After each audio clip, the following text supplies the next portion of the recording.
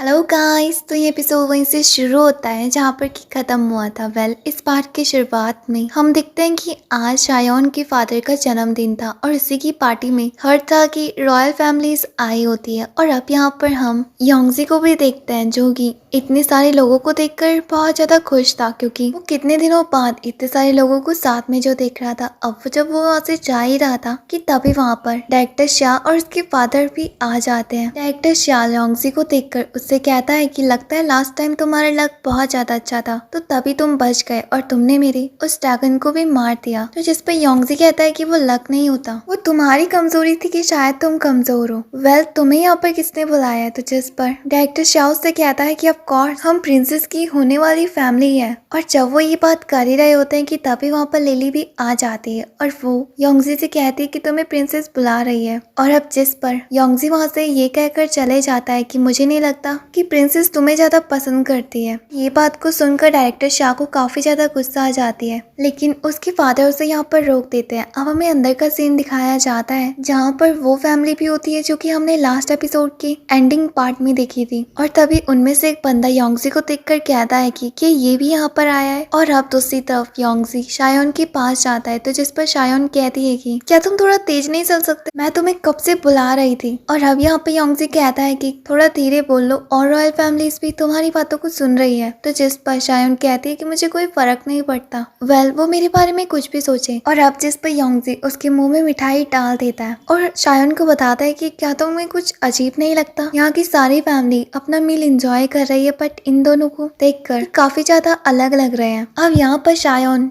योंगजी को बताती है कि दोनों तीन यांग सिटी से आए हैं। इनमें से जो पतला वाला है उसका नाम ब्लैक फीदर से भी जाना जाता है, और इनकी जो डायनेस्टी है वो ईस्टर्न चू फैमिली के ऊपर डिपेंड है। हमने इनके लिए क्या कुछ नहीं करा, बट एक छोटी सी मिसअंडरस्टैंडिंग की वजह से ईस्टर्न चू और इनकी डायनेस्टी के रिलेशनशिप और भी ज्यादा खराब हो गए। अब यहाँ पर योंगजी शायोन से पूछता है कि पर इन्होंने अपने मार्क्स क्यों पहने हुए हैं। तो जिस पर शायोन बताती है कि इनके तीन यांग किंगडम में ऐसे मार्क्स पहना जायज है, और बाकी ये क्यों पहनते हैं ये नहीं कोई पता होगा। अब यहाँ पर योंगजी थोड़ी देर सोचता है और फिर शायोन से पूछता है कि तुम्हें नहीं लगता इनमें से जो मोटा वाला आदमी है उसे हमने पहले कभी देखा है। तो जिस पर शायोन कहती कि तुम क्या कह रहे हो। तो योंगजी उसे कहता है कि रहने दो। और फिर तभी वहाँ पर सीमा फैमिली के लोग भी आ जाते हैं, और जिनको देखकर लिली शायोन से कहती कि चलो आपकी पोजीशन ऊपर है। और अब यहाँ पर शायोन जाते जाते योंगजी से कहती है कि तुम्हें याद है ना तुमने मुझसे क्या प्रॉमिस करा था। और उन दोनों को साथ बात करता देख डायरेक्टर शाह को काफी ज्यादा गुस्सा आने लगती है। यहाँ योंगजी भी उनके पीछे पीछे आ रहा होता है। तो जिस पर लिली उसे बताती है कि तुम्हारी रैंक तो अभी कम है, तो तुम्हें नीचे ही रुकना चाहिए। अब जिस पर योंगजी वहीं पर ही बैठ जाता है। दूसरी तरफ एम्परर भी आ जाते हैं और सबके सब लोग के आते ही खड़े हो जाते हैं। यहाँ पर एम्परर उन सबको बैठकर मील एंजॉय करने को कहते हैं, और अब वो उन सबको ये भी बताते हैं कि आप सभी का यहाँ पर आना मुझे बहुत ज्यादा अच्छा लगा। इसी खुशी में मैं आपको अपनी यहाँ के ट्रेजर को दिखाना चाहता हूँ, यानी कि उसी मैजिकल वेपन को। और अब वो अपने लोगों को ऑर्डर देता है कि वो उसे अंदर लेकर आए। यहाँ पर ये उस वेपन की पावर्स को उस सभी को दिखाते हैं। तो जहाँ पर हम देखते हैं कि उस मैजिकल वेपन का ऑरा बहुत ज्यादा था, जिसको देखकर सारे के सारे लोग उसकी तारीफ करने लगते हैं और कहते हैं कि ईस्टर्न चू फैमिली बहुत ज्यादा लकी है। और अब यहाँ पर येन उस वेपन को नीचे रख देती है। इसके बाद येन एक बंदे को ऑर्डर देती है कि वो तुम जल्द से जल्द उस वेपन को लेकर जिंगू हॉल तक चले जाओ। और जब वो वहाँ से जा ही रहा होता है कि तभी हम देखते हैं कि तेन्यांग किंगडम का एक बंदा उसके ऊपर अपनी मैजिकल बटरफ्लाई छोड़ देता है, और वो बटरफ्लाई उसकी गर्दन में जाकर गायब हो जाती है। इसी के साथ दूसरी तरफ सीन शिफ्ट होता है जहाँ पर हम योंगजी को देख रहे होते हैं जो कि आराम से बैठ के खाना खा रहा होता है। तभी उसकी तरफ एक पत्थर आता है जो कि शायोन ने फेंका होता है, और वो योंगजी को इशारा करती है कि वो जल्द से जल्द वो चीज बोल दे जो कि मैंने उसे कहने को कहा था। और अब उसे 3 दिन पहले की याद आती है जब उन दोनों ने एक प्लान बनाया था कि वो पार्टी के दौरान उन सारे लोगों के सामने योंगजी शायोन को प्रपोज करे। अब जिस पर सीन प्रेजेंट में शिफ्ट होता है और वो कहता है कि लेकिन मैं इतने सारे लोगों के सामने। जिस पर शायोन उसे इशारा करती है और कहती है कि तुमने मुझसे प्रॉमिस करा था, तो जल्दी से खड़े होकर सब कुछ बोल दो। लेकिन यहाँ योंगजी उससे कहता है कि अभी थोड़ी देर बाद जाऊंगा, बट शायोन उससे कहती है कि जल्दी खड़े हो। और जब वो दोनों की दोनों आपस में बहस कर ही रहे होते हैं कि तभी हम देखते हैं डायरेक्टर शाह के फादर खड़े होते हैं और एम्परर से पूछते हैं कि हमें आपसे एक बात करनी है। तो जिस पर एम्परर कहते हैं कि हाँ क्यों नहीं। अब यहाँ पर डायरेक्टर शाह के फादर हम दोनों ने बचपन में ही डिसाइड कर लिया था कि हमारी फैमिली एक दूसरे से बाद में अपना रिलेशनशिप जोड़ ले तो आज इतना खास दिन है,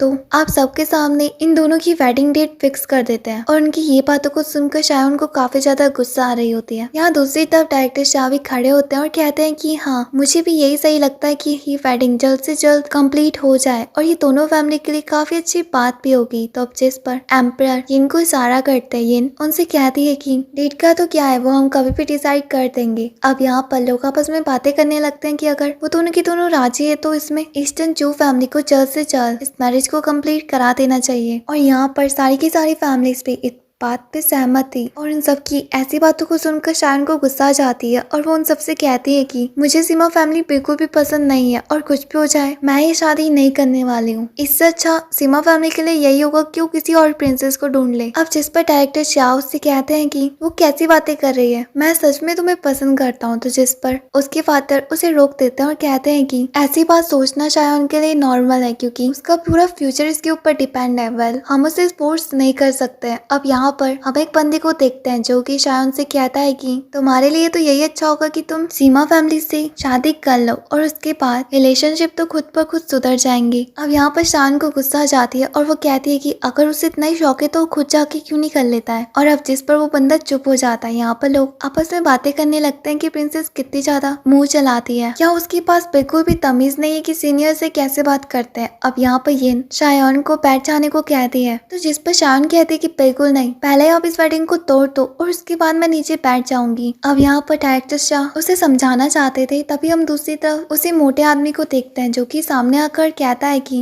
वेल, मैं जानता हूँ कि ईस्टर्न चू फैमिली ने हमारे किंगडम के लिए बहुत कुछ करा है और ईस्टर्न चू फैमिली बहुत ज्यादा अच्छी है, लेकिन प्रिंसेस को आपके ऑर्डर को समझना चाहिए। लेकिन उसकी लैंग्वेज को देखकर लग रहा है कि वो बहुत ज्यादा जवान चलाती है और अब आपकी जिम्मेदारी बनती है कि आप उसे अपने हाथों में कंट्रोल करें, नहीं तो ये चीज आपकी फैमिली के लिए बिल्कुल भी अच्छा नहीं होगा। यहाँ दूसरी तरफ शायन को गुस्सा आ जाती है और वो कहती है कि तुम सबसे पहले अपना ही फैटी पेट संभालो क्योंकि ये इतना ज्यादा बाहर निकल रहा है और तुम कौन होते हो मुझे ऑर्डर देने वाले। अब यहाँ पर सबके सब शांत हो जाते हैं। तभी हम देखते हैं कि योंगजी भी सामने आता है और कहता है कि मैं प्रिंसेस के साथ हूँ। और इसी के साथ ये एपिसोड यहीं पर ही एंड हो जाता है। इसका नेक्स्ट पार्ट इवनिंग तक आ जाएगा। तब तक के लिए बाय। वीडियो को लाइक करके चैनल को सब्सक्राइब करना मत भूलना।